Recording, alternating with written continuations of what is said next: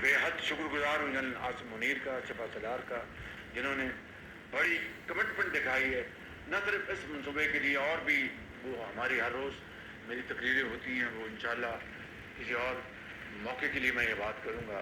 لیکن میں یہ بات بتانا چاہتا ہوں، کل بھی میری ملاقات ہوئی تھی، ہمارے جو دوسرے جو سروس چیفز تھے وہ بھی تشریف فرما تھے، ہمارے سیاستدان موجود تھے. میں نے یہ کہا ان کو، اور میں یہ بات آپ سے یہ شیئر کرنا چاہتا ہوں.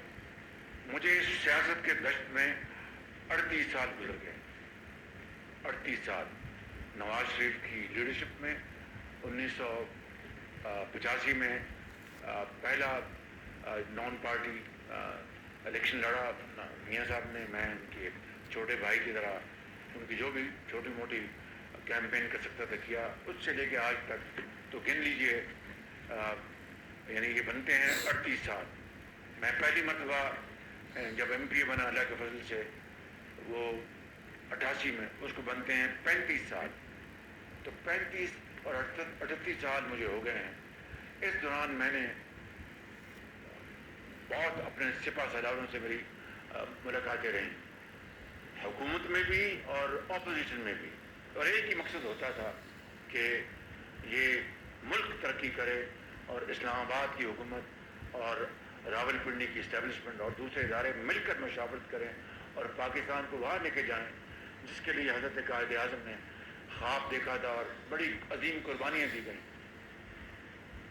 میں نے بڑے بڑے سپہ سالاروں سے ملا، اور بڑے بڑے قداور، بڑے بڑے بہادر سپہ سالار، میری ان سے یاد اللہ ہے، ان سے ملاقاتیں ہوئیں پاکستان کے بہترین انٹرسٹ میں.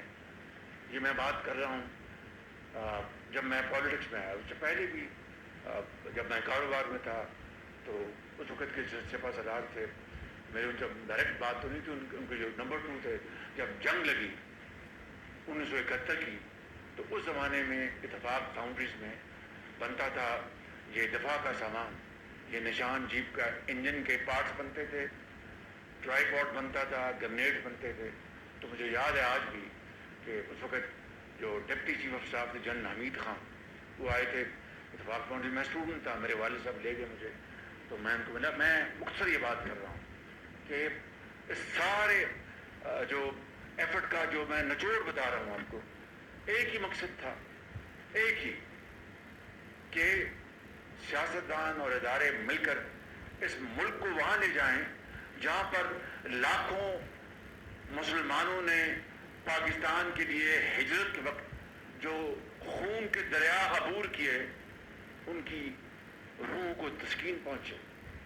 اس ملک میں، اس ملک کو عظیم بنا کر، اس ملک کو عظیم بنا کر غربت، بے روزگاری کا خاتمہ کر کے، اور ہندو کی اور سامراج کی چنگل سے آزادی حاصل کر کے.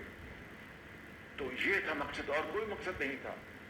وگرنہ جو لوگ مجھے جو یار دوستانہ دیتے رہے، یہ تو جناب یہ تو اسٹیبلشمنٹ کا آدمی ہے، فلاں ہے، مجھے ان چیزوں سے میری صحت پر کوئی اثر نہیں پڑتا. کیوں کہ میرے اگر ذاتی مفادات لینے ہوتے تب تو بات تھی.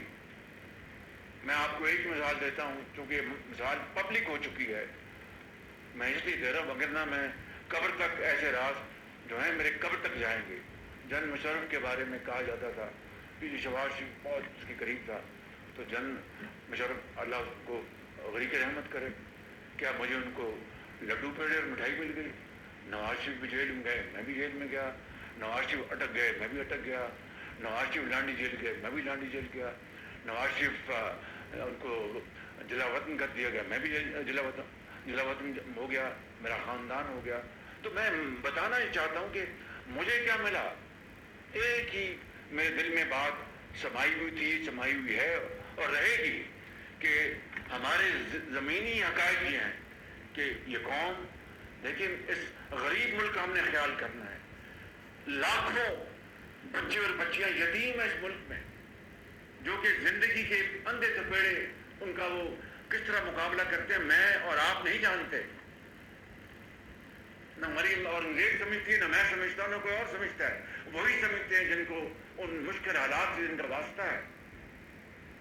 اس ملک کے اندر लाखों करोड़ों बच्चे और बच्चियां हैं जो कि हमसे कहीं ज़्यादा वो काबिल और इंतहाई लहीन और फतीन हैं, लेकिन उनके पास वसाइल नहीं कि वो अपने जौहर दिखा सकें और इल्म का वो हथियार हासिल करके पाकिस्तान की शक्ल को बदल दें। उनके पास पूरी अपॉर्चुनिटी है। इस मुल्क के अंदर हारी हैं, तांगाबान हैं, जिनके लिए एक वक्त की रोटी जिसके हालात मेहनत करते हैं वो पूरी नहीं होती। और यहाँ पर वसाइल की जो बंदर बांट है 72 साल से, वो आपके सामने है। किस तरह मैंने आपको अभी चंद दिन पहले लाहौर में बताया था कि ये जो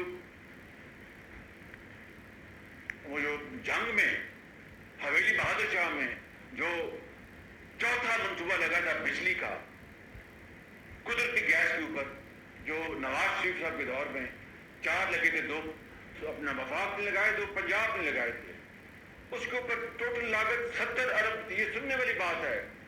इस्लामाबाद और रावलपिंडी और भाराको के मेरे अजीम नौजवानों और बुजुर्गों, ये सुनने वाली बात है